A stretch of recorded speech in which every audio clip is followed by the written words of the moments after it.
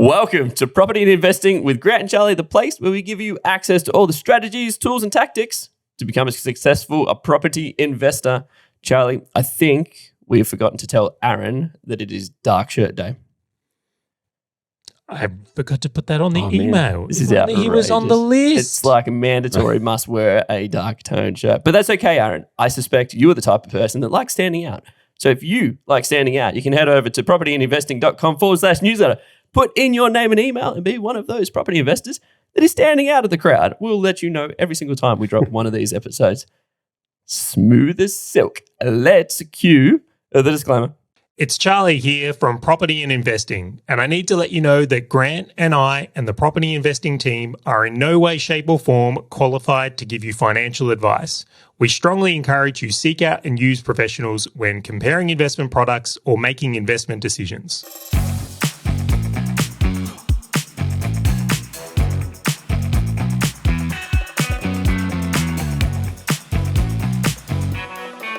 All right, Grant, I always have to take a moment to recalibrate after your glorious intros. I really do. They're getting better and smoother as time progresses. The one thing is I'm starting to get more messages about people explaining how much they love the intros more than the content of our show. So I might even consider that we'll just do another show, which is just Grant's intros, right? Just trash intros. I'm for it. There's enough to piece together to make a podcast out of somewhere along there. Probably. Well, at least someone thinks I'm adding value. Thanks, Aaron. All right. So to set this one up, today we are joined by Aaron Whybrow. Again, the man, the myth, the legend, the borrowing superstar and guy I continually lean on for my own borrowing, I will mention. Aaron, it's so good to have you on the show again. It really, really is. Now, I've brought you in for a really specific reason. Not a specific weekend. We can go for a weekend too. It's a bit early, but we'll go for it. Let's do it. But one of the things I've been looking at in myself for my own situation when it comes to property, and also something I've been talking to numerous property investors about, is playing the forever game when it comes to borrowing. A lot of investors, as interest rates have risen, as they get deeper into the game of property, they actually end up getting stuck. Right? They actually get into a position where borrowing becomes their limiter. It's not that they can't find great properties that they want to buy. It's not that they can't see opportunities or deals they want to go after. It's just that they cannot get access to the lending so they can make those things happening.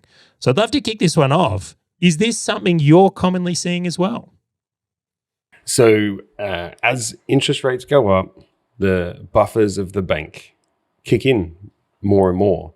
And then all the other little tweaks that they're doing behind the scenes related to whether it's inflation and the household expenditure measures, any of the bands of income, caps of rental yields, and a whole range of other things. There's some things loosening, some things more tightening, but as we keep rising, that's getting more and more of an artwork to be able to continue people borrowing depending on their goals.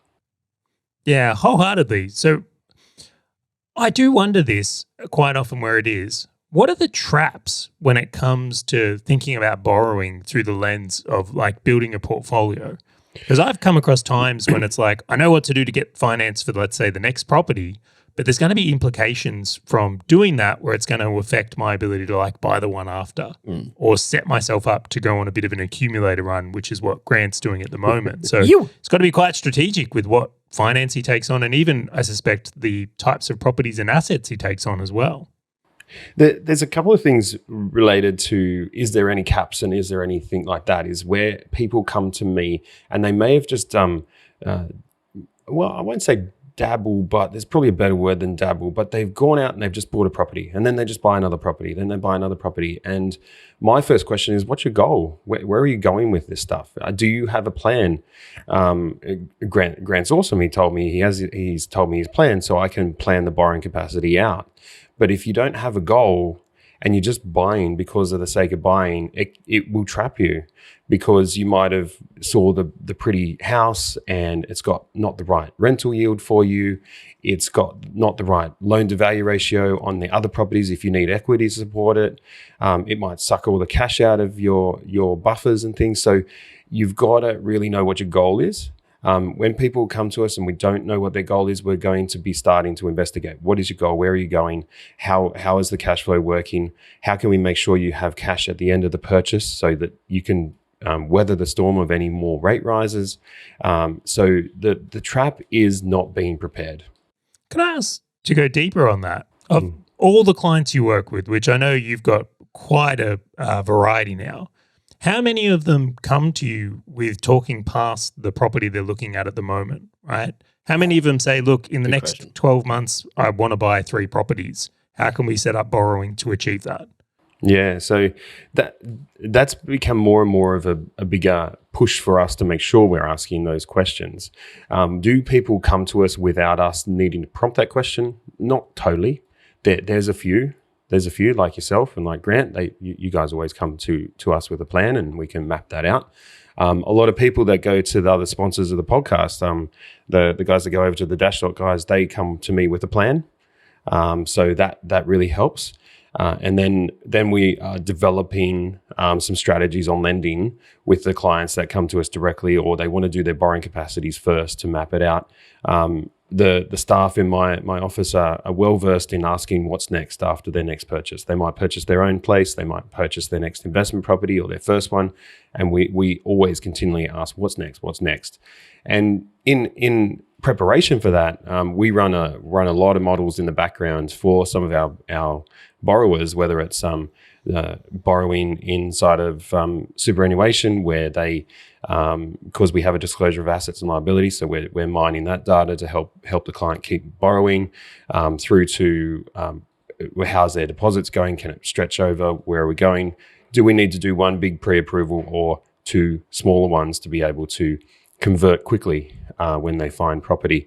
So do people come with a plan sometimes? Do they come with the openness and willingness to expand on their goals and brainstorm that? Absolutely. And then there's the people that come in who have purchased, say, our awesome off-the-plan stuff maybe 12 months ago, where they need to have a bit of a rescue and savior of the contract. I don't mind being a savior occasionally. You're my savior. Don't worry about it, Aaron. So you've saved me too quite a few times. I like this setup we have here, Aaron. Keep doing what you're doing. One of the traps, like obviously I'm accumulating as quick and as fast as I can. One of the traps that I'm so tempted to jump into, Charlie, is like the extraction of equity on a whole heap of property to go just faster and faster and faster. And I can see so many people getting caught in this because it is the easiest way to grab cash and like extract it out to go and buy another property.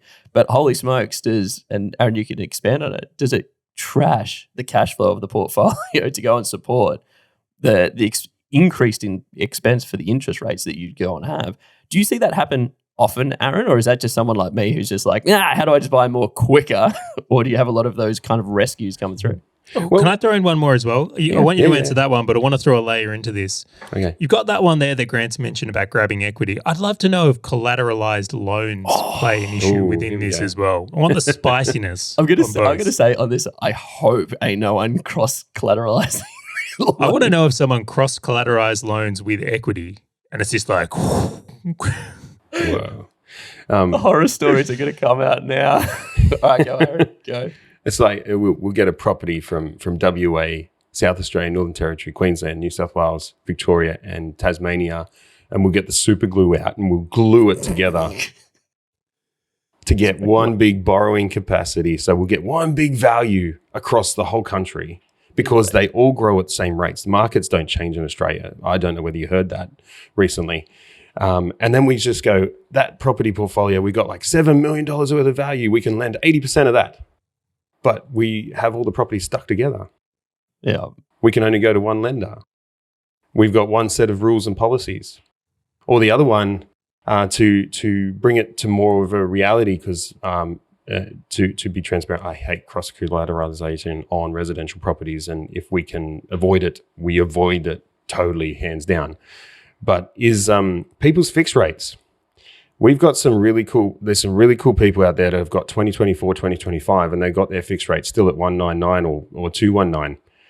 But there's oodles of equity sitting in those properties. And the only way to access it is to go back to that bank's policies to try to access it. And what if you can't meet their rules? You've trapped your equity. So on one side of the coin, you're paying low rates, and on the other side of the coin, you're going, oh, if I can just get that equity, I can get that next property, but then you're going to have a massive change in your interest rate early. All right, hold up. I'm going to break these ones down because we're getting quite advanced here quite quickly. So for the people listening along at home who are going, all right, I want to understand these traps of where I'm getting stuck with borrowing. So point number one, if you're communicating with your broker, please let them know and develop a plan where you're explaining what you're actually trying to achieve. Yep. I think that's so imperative because there's so many times you can sting yourself if you're not thinking the next move ahead. Number two, avoid cross-collateralized loans like the plague. And I think cross-collateralized loans are when you would have one loan for, let's say, 2 separate properties, or in Aaron's case, he's mentioned 7 here. And the really big insight on that one is that if one of the assets within a cross-collateralized loan was to fall down in value, well, it could actually stop all your borrowing in this case here. It could be the thing that could hold you back from ever getting access to other lending because that one loan has to be with one bank and you've only got one opportunity there. So to go even further than that now, what was your next one there, Aaron? You really had a great point. It's the trapped equity when you got a fixed rate. You want to maintain that fixed rate, but you can't manage to meet the borrowing capacity rules or policies of the bank that you've got that fixed rate with. Can I pause you right there? Yeah. 1 second. Grant, did that sting you at all? Feeling any knife shots fired there? I feel as though, did you see that Aaron just looked straight in my soul when he said that? And he was just like, hey, you know that property that you got? You can't touch anything. Or that equity? Yeah, no, thanks, Aaron. I think people forget fixed rate also comes with other fixed rules, right? They do. The cross-collateralization thing, just to give you a real example, is we've all seen on media and different things like that where people go to sell their owner-occupied house, where they have, let's say, mum, dad, investor, owner-occupied house. They buy an investment property. They go to the bank. So we're going to bash the banks up a bit here.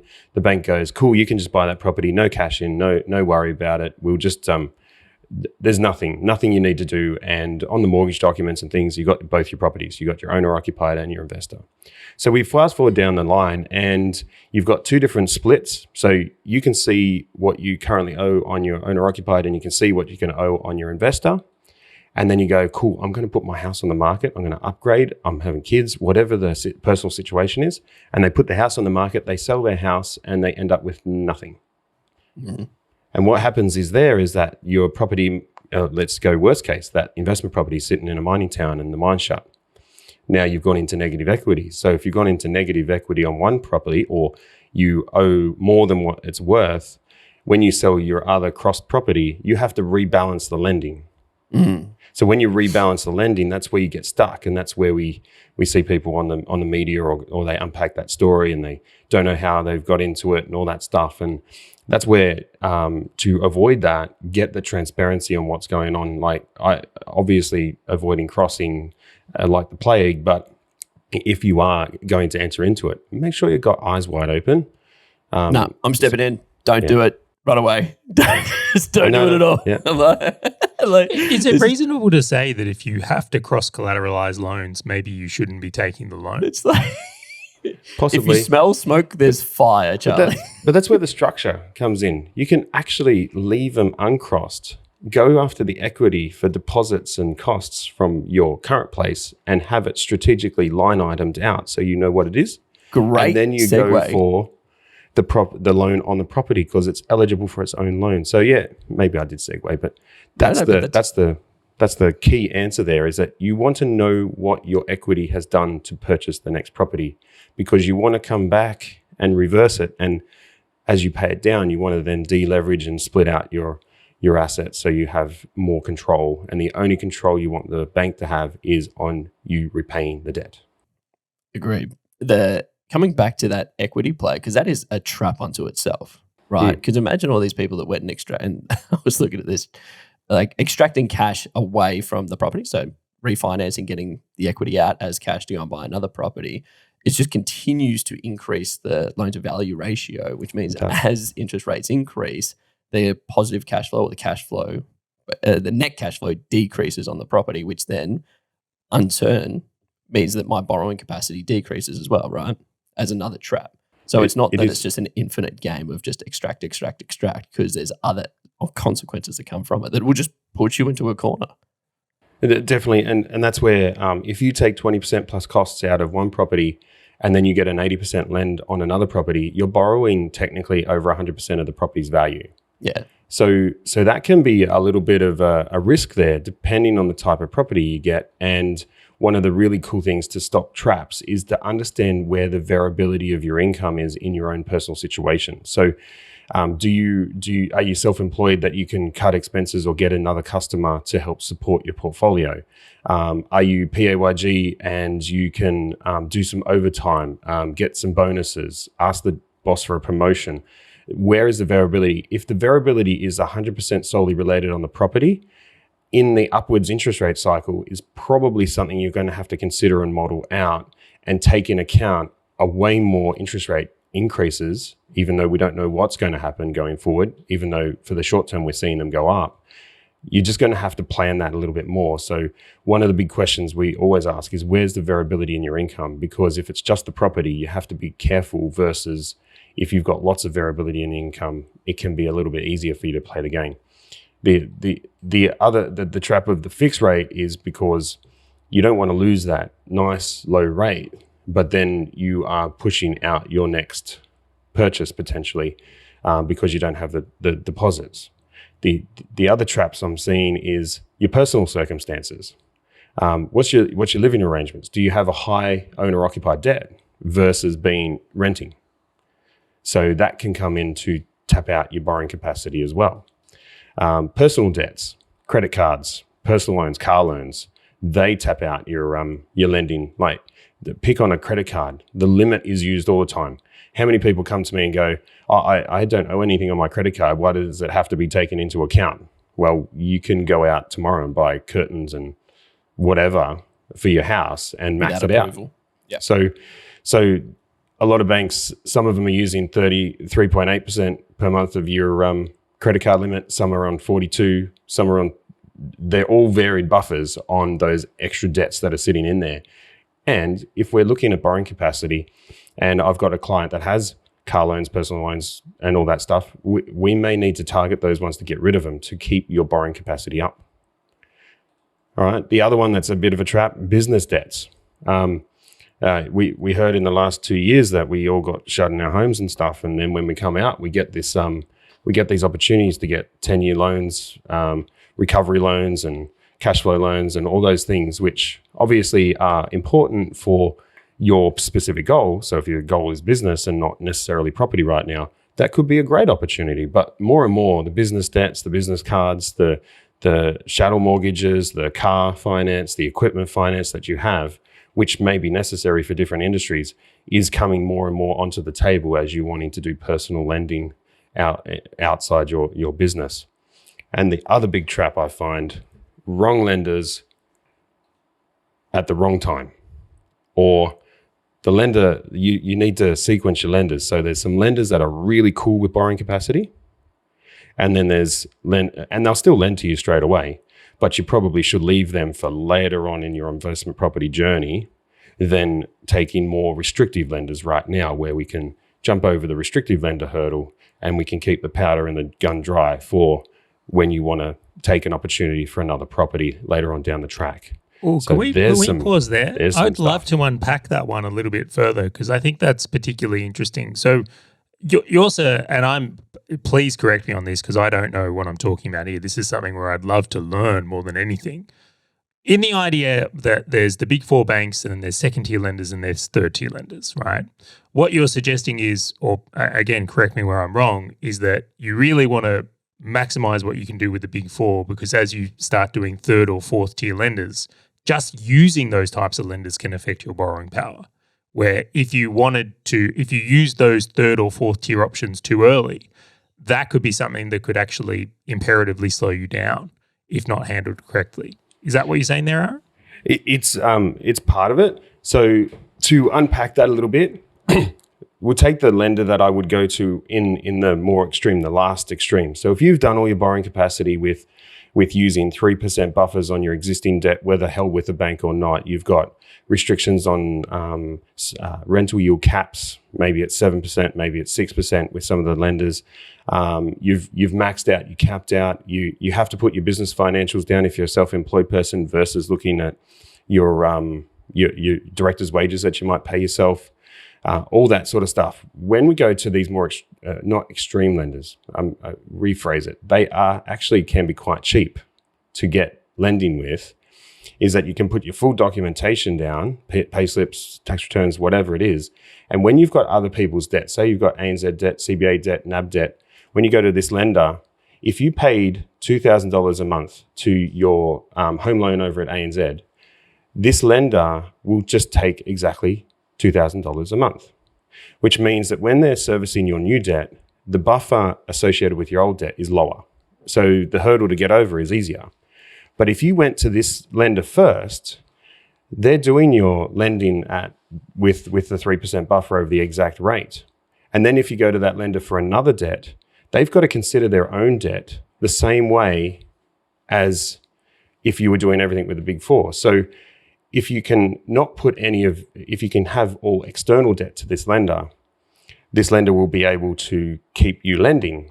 But if you have all your debt with that lender, you're subject to the same restrictions you are with say more conservative. And then if you step it back, there's lenders that will take your actual repayment and put a small buffer on it. So if you pay $2,000, they'll consider it to $2,500, $2,700 versus $2,000. Then if you step it back even further, we've got a lender that does all the lending at all the normal buffers, but they just have a nice little way of saying, if I'm going to have to consider your new lending at, say, it's 5.5, so we have to buffer it at 8.5. So if we have to buffer it at 8.5, and you've got a lot of investment lending and we're buffering that at 8.5 from other banks, they're going to allow you to have the interest deduction that we all love on our tax returns to be added back at 8.5. So if they're judging you at 8.5, they're going to give you the benefit of everything else at 8.5. So as you step back these lenders, you get different things. And the other little thing that I'm finding with professional property investors, which the banks will consider you at 3 or more properties, is that when you get up to 3 or 4 properties, they're asking for your individual tax return. And at the back of your tax return, you've got address, you've got income, and you've got expenses. And what the banks are doing in the main is that they're looking at those expenses. They're taking the interest, they're taking total expenses minus the interest, minus the depreciation that you get from your tax depreciation schedule. Highly recommend getting that, by the way. And they take off your, we were talking before, Charlie, about how many doors you're replacing in your houses. Take off once off expenses, and they are looking at your actual costs of holding that property. And if you've got really big fees in that, you could have your rent at $500 a week, but your expenses well exceed that, like strata and other things. So the banks are actually looking at your expenses. So to look at the borrowing capacity, so we've got banks that will look at all your expenses and scrutinize it down to line item. And then we've got banks that say, oh, we're only taking 80% of the rent, so we don't care about the expenses. All right. So what you're saying here, Aaron, is that it's not only just the difference between lenders from, let's say, Big Four right down to third and fourth and probably fifth tier lenders that have these differentials in how they assess your borrowing capacity, but also the timing, what they're willing to do month on month changes. Yep. That's right. And how they're looking at things. So, for example, and I don't know if this is true or not, but let's pretend in this case here, you've got NAB, and you know what? They're looking at things in a certain way. They're not really digging too deep. And then all of a sudden they go, do you know what? We need to change our lending policy here. The month rolls over, and then all of a sudden they want personal tax returns. They want to look at every line item. They want to see how many doors Charlie replaces, and then question why he isn't starting a door replacement company with all this work he's able to generate.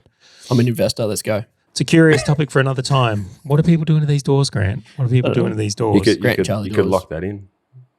So to take this one further, though, what I'd love from your point of view, because you've been in the lending game for quite a while here, in recent times, have the banks become more scrutinous overall compared to previous years? Like, are you seeing all of them become more diligent, more obstacles, or is, because I imagine at times it hasn't been this way, but what's your take on things?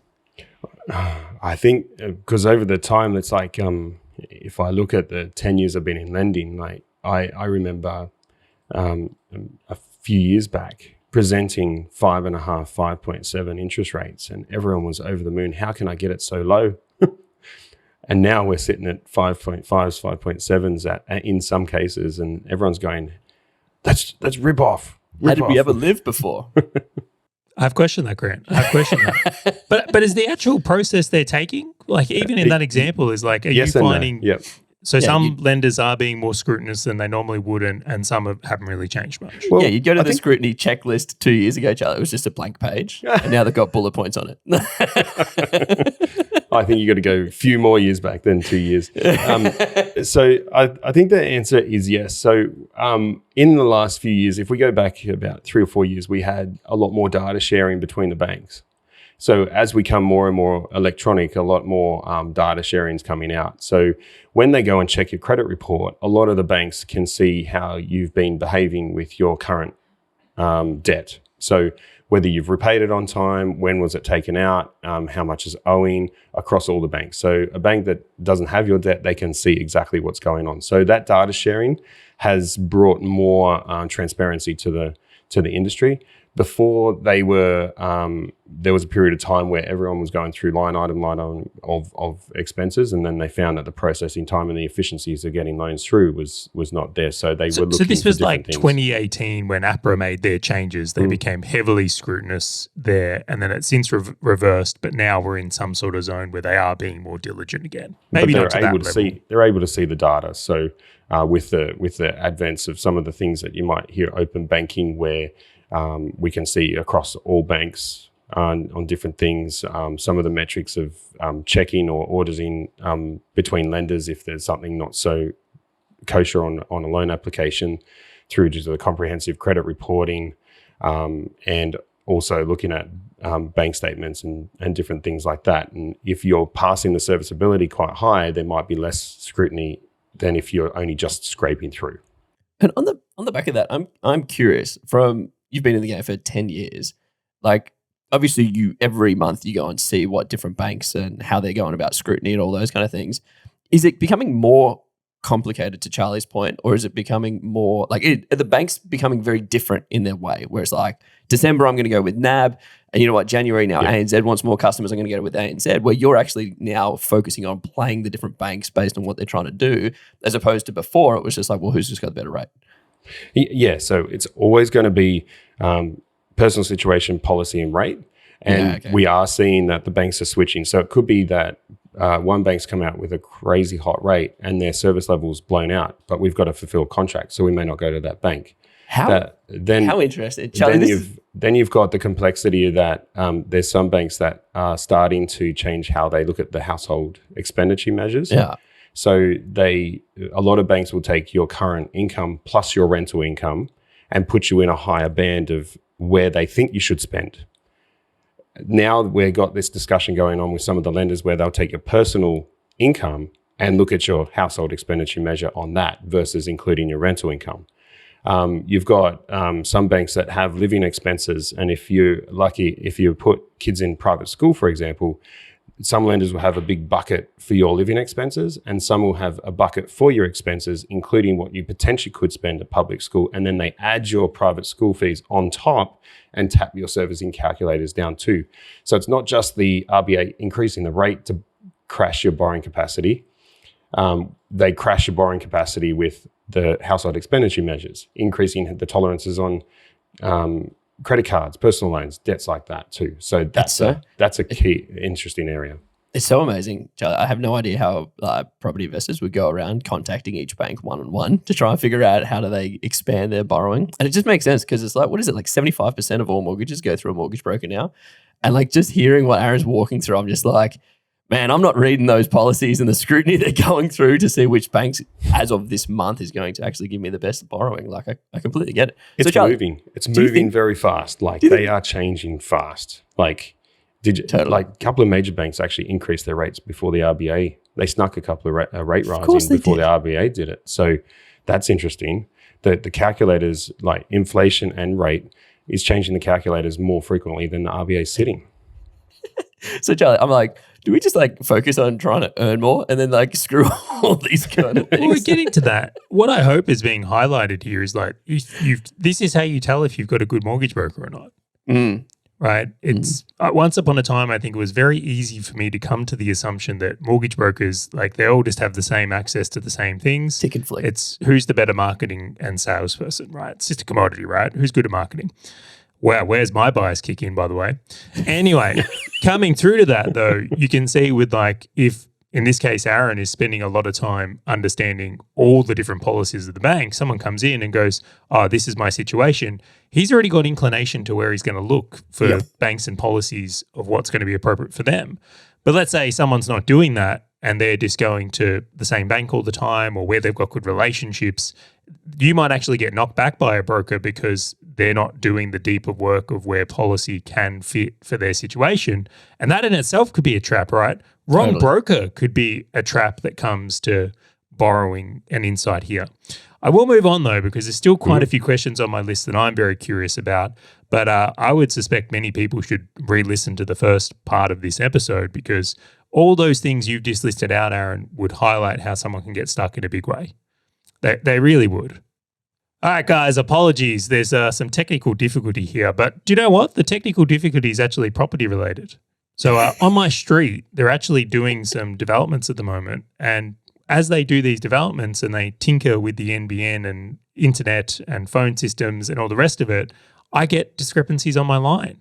So I noticed the Telstra van and the NBN van out on my street this morning. And as I walked past it, I was like, totally going to be messing with my internet today. You know what happened as you walked past? You know what the guy said? We're totally going to be messing with that guy's internet today. What time's his podcast? We'll make sure that we do it exactly then. He looks like a podcast. Let's ruin him. Anyway, appreciate the points that you brought up earlier, Aaron. And I will, it's probably already through in the last recording, but if someone was to re-listen to that, they are all the ways you can get stuck. And if anyone was going to take one thing from it, it's just highlighting how many different areas you can get stuck in. Totally. You really can. There's all these traps everywhere that you're going to be on top of in a big way if you want to be able to keep borrowing and stay in the game. And it's even highlighting the idea, I know why so many people say that, property is a game of finance with some houses just thrown in. Yeah. Because it absolutely is. Now, in recent times, Aaron, you've actually been very courteous in sending me some fantastic videos explaining my borrowing capacity. And you bring up these spreadsheets and calculators that you have access to and you start playing with these numbers. And there's this one little bar where you have the ability to adjust things and it can greatly change how much borrowing I have. And that's income. Right? Income seems to be this like magical thing that when it comes to lending is that if we can increase our income, borrowing can go up. So from your perspective, is that the silver bullet? If someone has the ability to just keep increasing income, is that the trump card? Is that the thing that gets someone through lending? Yep. All right, next question. And the episode. That was it. One other thing. Deposits. Income and deposits have to come into it. And the deposit could be equity. We've explained that. So does income trump all? The biggest percentage, like if you looked at 100% and you're looking at lending, like 70, 80% of it is income on the table. We can't plug in capital growth. We can't plug in speculations in the future, crystal ball stuff. We can only plug in income and debt and rental income. So that's a really interesting play if you think about what type of properties you're buying. So income going, if it can increase or have variations in your employment or your business to be able to grow, you've got to have that to keep playing the game. But conversely, you have to have either available equity at the costs you wish to take on or have cash deposits, because we can't really lend 100% when we are going forward into property. All right, we're going to have to pause this one right here because this has come up a few times on equity. I need to dig deeper into this point. So the thing I find really interesting is that for a lot of property investors, they feel like equity is just free money they get access to. It's not increasing their debt. And it's like, I don't think it works like that. I know there was some great ads by CBA back in the day where it was like, equity made, and he's got the boat and all these things. And I feel like it may have taken Australians on a very interesting journey. But just to clarify that, if someone has a 20% deposit, let's say in cash, right, and and they contribute that to their portfolio and borrow 80%, I mean, that's pretty clear cut. We understand. Someone put in 20% new capital, 80% is borrowed, deal done. If someone uses their deposit as equity, right, so they grab some equity from another property and they put it into this deal, they've actually borrowed 100%. Correct. Because it's not that they were able to extract cash from one property and put it into it. Like if they sold a property, they may be able to do that. But it's actually a loan against the value of a property. And in turn, that's what equity is. Now, in doing so, yes, I understand some people have access to that, but it's the difference between buying a property on 80% and 100%, and in turn changes the cash flow of a property and the income and all the rest of it, which is what actually affects borrowing in that equation. Have I explained that well, Aaron? You have. So to simplify it for you, borrowing capacity equals purchase price, typically. So if your borrowing capacity is only 400 and you go, oh, wait, let's get some equity out of the other house and we can make it bigger. Well, you can't because your income's coming out at 400 is your borrowing capacity. Your equity loan has to sit within that borrowing capacity. And even then, it's not if your borrowing capacity is 400 or even 500, you've got to take into account stamp duties and stuff. So even if your borrowing capacity is 400, your purchase price might be 375. Totally. Right. So to go further than that, in thinking of this episode in context, if you are someone that wants to play the forever game in borrowing or being able to keep accumulating to be more direct here, you really would be wanting to think about this from how can I fund deposits from cash or rents or business or employment so that you're not relying on equity wholeheartedly, because that could be something that keeps you trapped and even very limited on what you could create with your portfolio. Oh, absolutely. And there's a couple of probably a couple of positives with that, and one word of warning, especially if you have an owner-occupied property and a current debt on that. So with putting 20% down of cash and getting 80% loans, you've got a 20% buffer in there if the market changes due to not seeing what's happening in the future. If you currently have an owner-occupied mortgage and you've got cash to contribute, there's some specific strategies we can do because your owner-occupied property you can't deduct the interest, where on your investment properties you can. So there's a specific strategy there, which might be for another podcast, guys, around debt recycling and being able to manage that owner-occupied mortgage out. Hold that up, Grant. We should write that down. Debt recycling I got it. Great idea for a podcast episode. You guys keep talking amongst yourselves. Yeah. So cash is good.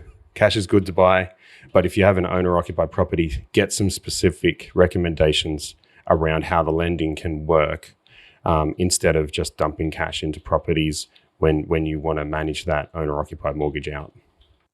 Awesome. I want to take this to another level then, because in what you're insinuating here is that if we were to buy properties with a high yield, right? So let's pretend you have the opportunity to buy a negatively geared asset and you have the opportunity to buy a neutral or positively geared asset.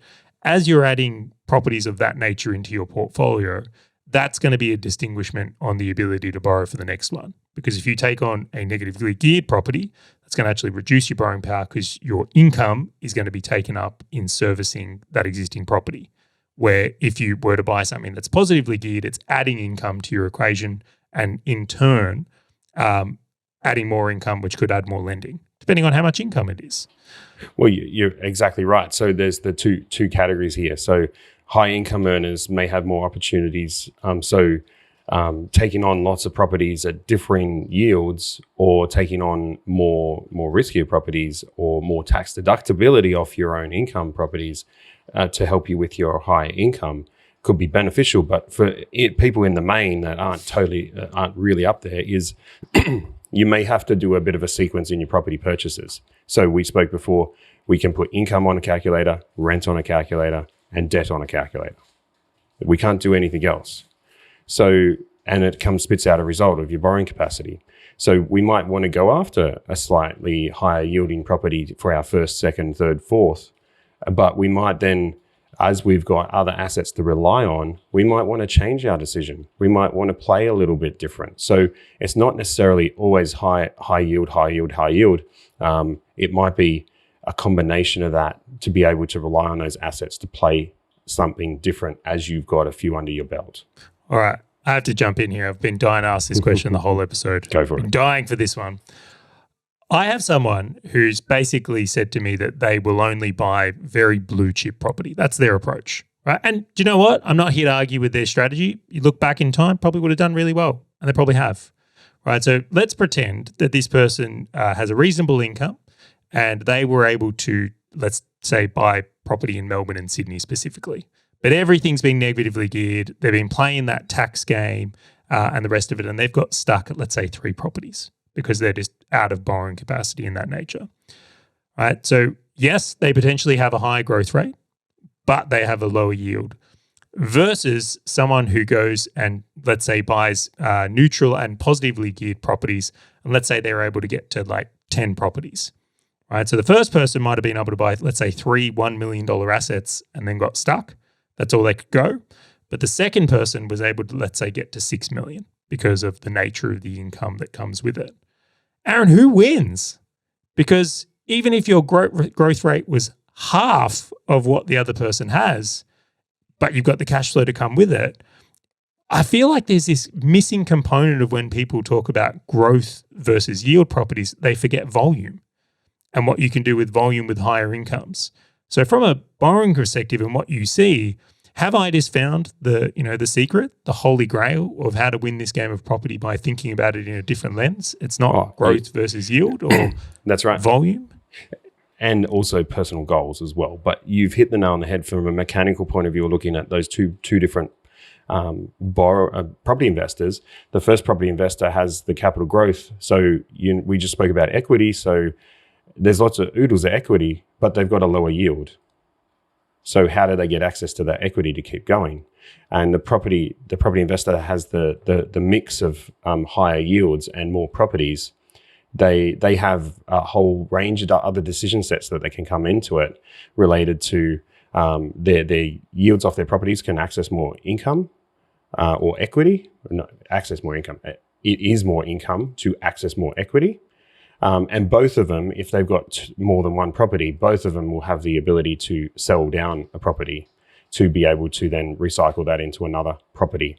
And that could be, if we look at current situations and we look at their next steps, the first person that has the lower yield and lots of blue chip properties may have to contemplate and think about their goals about maybe getting rid of a low yield property to get a mix of something different. And the person with the high yield properties may have the asset position to rely on to maybe go and buy that guy's low yield, high growth property, right? So I'm just linking them together. Maybe there's a way that we can benefit each other here.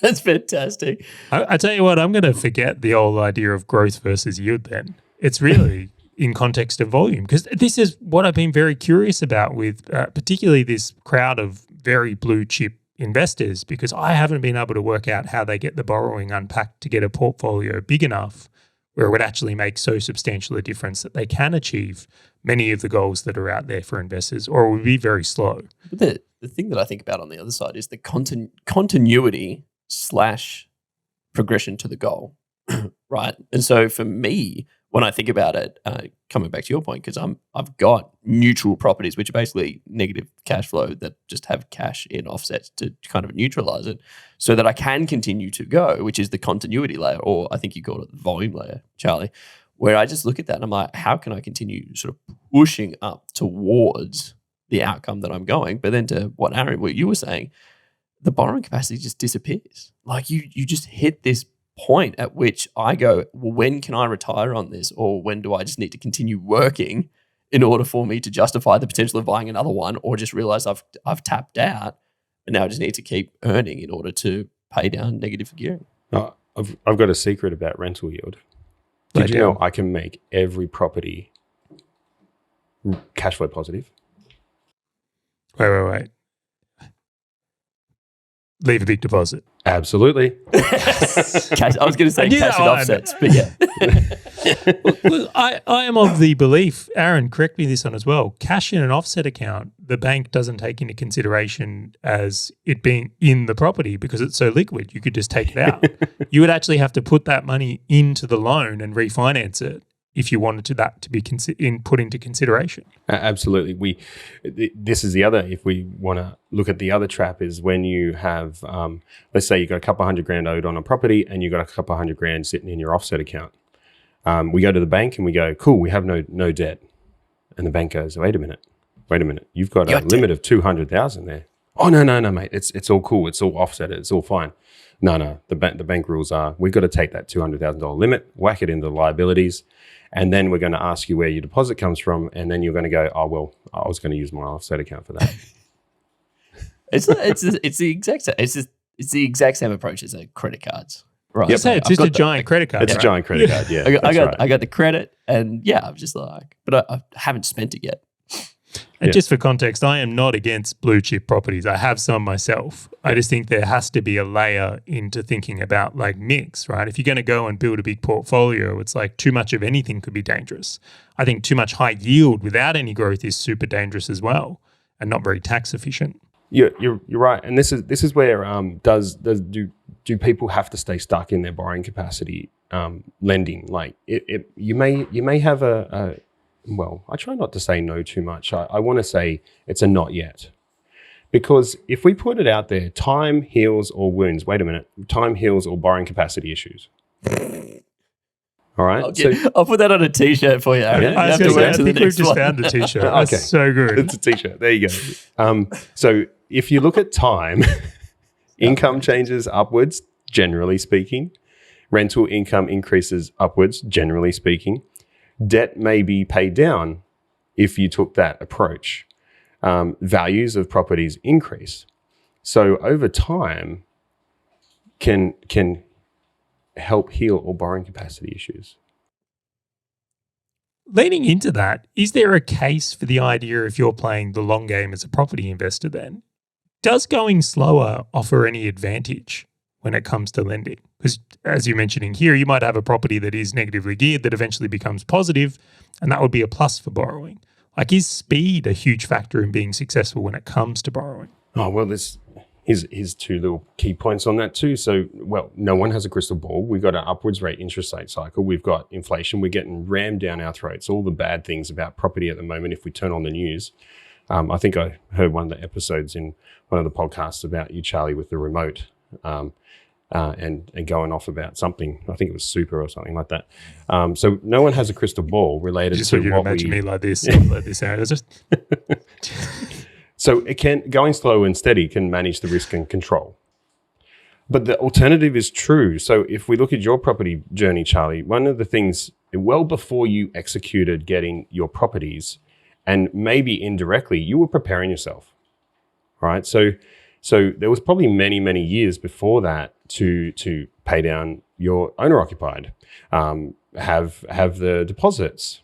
So even well before of an execution of a speedy property acquisition that you did, the preparation was still going slow and keeping lending healthy. It's just that your goal was that we could execute quicker. So going slow can control, and no one has a crystal ball. Or if you're preparing yourself for the quick acquisition, that's pretty cool too. The accumulator run. It is Love so it. much fun. I'm not going to lie. That could be The another accumulator t-shirt. run is just like beautiful. But that's such an interesting point in itself. It's like if you have a year where, let's say, you're not acquiring a property, but you're paying down debts, refinancing properties, getting rid of credit cards, making sure you're with the right lenders, getting your property team together, making sure that you've got the right people, you're actually doing a lot to drive the progress of your own property investing journey. It just doesn't represent itself with number of properties. Completely. It's a different scorecard. Yeah, we can't, well, the instant nature is not there when we're talking about property. We can't just go over to good old Harvey Norman, buy a TV, take it now when we don't have the money in the bank account, throw it on the interest only. With property, you've actually got to prepare yourself. You can't just go out and do it. You've got to get prepared, get your goals right. And when you have that right, then we can map out your lending. We can be ahead of the curve. Whatever property you're going to buy, we can be ahead of the curve, making sure that we're contacting your right spot, making sure the team is well communicated to in the back end with you guys or clients CC'd into it so that we can just hammer it out make it a little easy. It's never not stressful buying property. I can say that. There's some stress, there's some pushing around, there's hours on the bank on my side. But yeah, there's never no stress. But if we can prepare it and get ahead of the game, we work well. That's what makes it fun, right? It's got to have some excitement about it. Yeah. Ever seen a movie without excitement? It'd be boring. I was sitting on the couch with my lovely wife Hazel drinking tea going, Aaron's got that problem. And I'm like, yeah, this is completely fine. Guys, I'm going to wrap this one up. This was awesome. A lot of extremely valuable things coming through. It's fascinating. I think as you start thinking about your property investing journey, just trying to understand like the traps and the pitfalls before you make those decisions. It's almost like the questions that you need to ask yourself before you go and make a decision are like the most important ones in order to continue borrowing. Absolutely. Over and over. Thank you for coming on the show, Aaron. Massive appreciation. We will round this one out from here. If you are not already, get on the email list. Where is the email list, Grant? How do they do it? Head over to propertyinvesting.com/newsletter. There is a great input field for your name and a lovely input field for your email. And you can just click that button and we'll notify you every single time we drop one of these episodes. Thank you very much, and we'll catch you on the next episode.